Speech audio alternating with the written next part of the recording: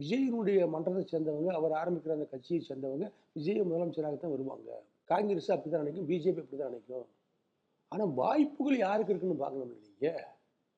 வாய்ப்பு அதிமுகவும் திமுகவும் பழம்பெரும் கட்சிகள், வலுவான கட்சிகள், போர்க்களத்தில் சிங்கங்களா 2 கட்சி நிற்கும் போது சின்ன சின்ன இயக்கங்கள், ஒரு பகுதியில் இருக்கக்கூடிய இயக்கங்கள், ஒரு சில ஓட்டுக்களை மட்டும் வைத்திருக்கக்கூடிய இயக்கங்கள், எப்படி நீங்கள் களத்தில் எல்லோரையும் சந்தித்து எல்லா சமுதாயத்துடைய அங்கீகரிக்கப்பட்ட மக்களுடைய அங்கீகரிக்கப்பட்ட எல்லாருடைய நிலைப்பாட்டையும் ஏற்றுக்கொள்ளக்கூடிய கட்சி எதுன்னு பார்ப்பாங்கல்ல.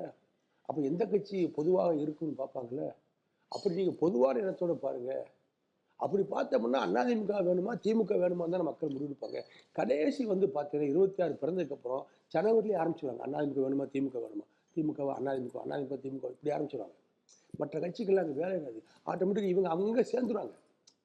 இதுக்கு தான் வாய்ப்பு இருக்குது, இதுக்கு தான் வாய்ப்பு இருக்குன்னு டக்கு டக்கு அங்கே சேர்ந்துருவாங்க. நீங்கள் சொல்லுவாங்க. இப்போ எல்லாருமே சொல்லுவாங்க. இப்போ எல்லாருமே சொல்ல தான் செய்வாங்க. பாருங்கள், தேர்தலுக்கு அப்புறம் பாருங்கள், தேர்தல் முடிவை பாருங்கள், அதிமுக தான் வரும். ரொம்ப ஆணித்தரமா இவ்வளவு போல்டா பேசுறீங்க. உறுதியா அதிமுக ஆட்சி அமைக்கும். எடப்பாடி முதலமைச்சர் ஆவார். அதுல எந்த சந்தேகமும் கிடையாது. திமுக எதிர்கட்சி வந்துடும். அதுதான் நடக்க போகுது. எங்க கணக்கு தப்பாது. மக்கள் எல்லாம் கோபமாவே இருக்கிறதா சொல்றாங்க. எங்க மலையா கடந்த 10 வருஷமா அதிமுக ஆட்சி காலத்துல அடகு வச்சுட்டு போயிட்டாரு எடப்பாடி பழனிசாமி. ஏங்க அப்படி பார்த்தா திமுக தாங்க 3 வருஷத்துல 3 லட்சம் கோடி 3 லட்சம் கோடி கடனை வாங்கியிருக்கு. என்ன ஆக்கப்பூர்வமான திட்டங்களை திமுக செஞ்சிருச்சு? என்ன வருமான வரவுகளை சேகரிக்கக்கூடிய திட்டங்களை செயல்படுத்திருக்கு? ஒன்றும் இல்லையே. அந்த 3 லட்சம் கோடி எங்கே போச்சு 3 வருஷத்தில்? சரியான திட்டம் கிடையாது. ஒரு கட்டடங்களோ, பெரிய பெரிய பில்டிங்களோ, பெரிய பெரிய பாலங்களோ எதை கட்டினாலும் வேணும்ல. ஒன்றும் இல்லையே. அதிமுக ஆட்சியில் இன்றைக்கி வருஷம் கட்டி சொல்லாமே. எடப்பாடியார் ஒரே வருஷத்தில் 11 மெடிக்கல் கல்லூரி கொண்டு வந்தார். எத்தனை சட்டக்கல்லூரி, எத்தனை ஆர்ட்ஸ் காலேஜ், எத்தனை பாலிடெக்னிக், ஏழைகளுக்கு மிக்சி, கிரைண்டர், ஃபேனு, லேப்டாப்பு இதெல்லாம் வந்து அம்மா கொடுத்தாங்க. லேப்டாப்லேருந்து தாலிக்கு தங்கம், திருமண திட்டம் அத்தனையும் எடப்பாடியார் தொடர்ந்து நடத்துகிறாரு. அம்மா உணவகத்தை தொடர்ந்து நடத்துகிறாரு. ஏழைகளுக்கு பசிதீர சோறு ஓட்ட கட்சி அதிமுக.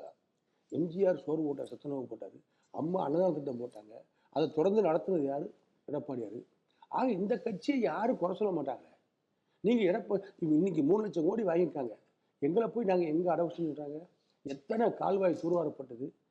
காவேரி குண்டார் இணைப்புக்கு முதல் டெண்டரை வச்சு பணியை துவக்கி வச்சது எடப்பாடியார் திருச்சியில் வச்சு. அது நிறைவேற்றப்பட்டதுன்னு சொன்னால் இன்றைக்கி காவேரி அருப்புக்கோட்டை வரைக்கும் எங்களுக்கு தண்ணி வந்திருக்கும். அந்த வேலை போய் நிற்கிது. அதுக்கு மறு டெண்டர் அடுத்த வேலையை ஆரம்பிக்கவே இல்லை, பணம் ஒதுக்கவே இல்லை. இப்படி பெரிய பெரிய ஸ்கீமு எத்தனை குளங்களை சீர்படுத்தினார், சப்பளச்சேலை சரி பண்ணார். எவ்வளோ இருக்குது? இப்போ என்ன நடந்திருக்கு?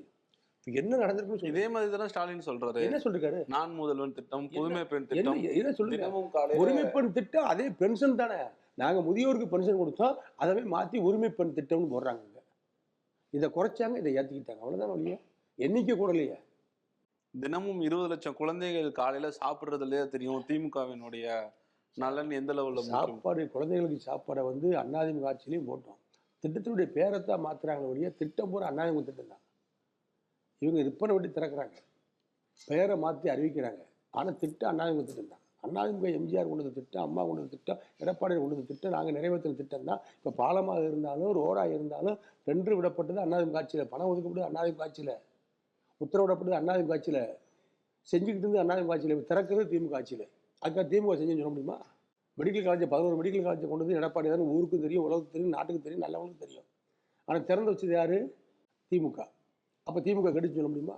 நாங்கள் இருக்கும்போதே வந்து முழுசாக கட்டியாச்சு, முடிஞ்சு. அப்போயே நாங்கள் திறந்துடும்னு சொன்னோம். எடப்பாடி தான் ஆட்சி புதுசாக வந்ததுக்கப்புறம் திறப்ப வைப்பாங்க, போய் திறப்ப விட்டார். அதுக்கு எங்கள் தப்பா? அவங்க திறந்து வச்சாங்க கல்வெட்டில் வந்து அவங்க தான் திறந்தான்னு சொல்ல முடியுமா? உண்மை அந்த ஊருக்காரன் தெரியுமில்ல. அதனால் வந்து அதிமுக ஆட்சி வந்து மக்களுக்கான ஆட்சி, திமுக ஆட்சி அவர்களுக்கான ஆட்சி.